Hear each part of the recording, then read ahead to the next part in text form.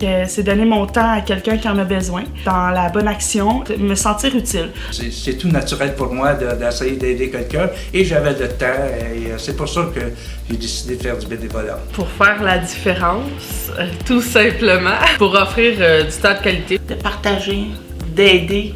S'il y avait un métier qui existait qui s'appelait faire plaisir aux autres, ben c'est ce métier-là que je ferais. Puis il faut savoir être capable de donner aux autres aussi.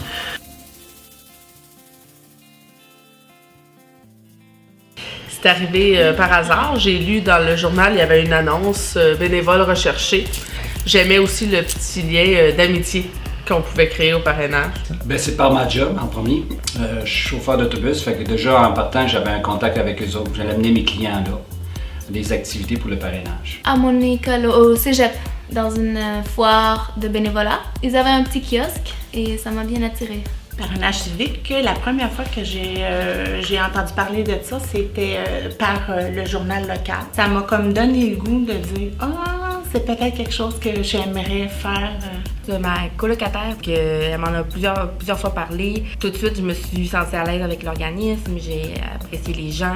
Eh bien, en fait, je suis allée sur le site pour le bénévolat, puis j'ai tapé pour briser l'isolement. Puis rapidement, c'est une des premières offres qui sont tombées. La clientèle déficience intellectuelle, mais tout de suite, ça m'a intéressée. J'ai fait des recherches pour trouver la bonne cause qui me rejoignait.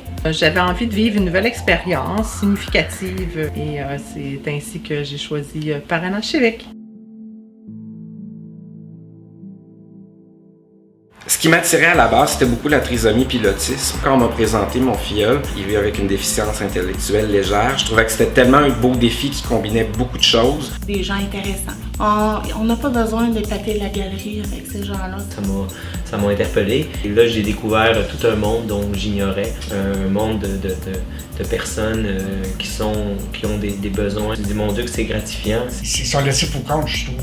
Les sans-voix, on s'en occupe pas beaucoup. Puis je disais, il va y avoir de quoi faire. Puis dans le fond, les gestes qu'on fait, comme quand je sors à Michel, c'est pas un fardeau. Moi, je le vois comme n'importe qui, n'importe quel ami.